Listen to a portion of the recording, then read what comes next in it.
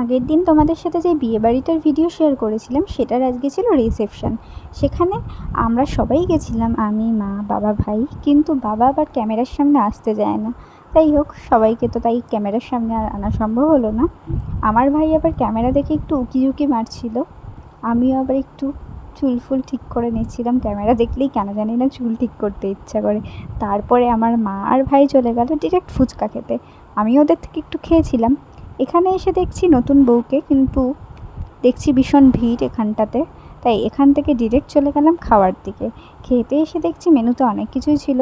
এটা ফার্স্টেই দিয়ে দিল ফিশ কাটলেট, তারপরে ছিল একটা কচুরি টাইপসের কিছু, তারপরে ওটার সাথে কিছু একটা ছিল, ওটার নামটা মনে নেই। তারপরে নর্মাল রাইস, ডাল, চিপস, তারপরে দিয়ে দিল মাছ। যাই হোক, আমার কথা বলতে একটু মাঝে মাঝে প্রবলেম হয়, আটকে যাই, একটু দুতলে কথা বলি, তোমরা কিছু মাইন্ড করো না। খাওয়া দাওয়া কমপ্লিট করে বিয়েবাড়িকে টাটা দিয়ে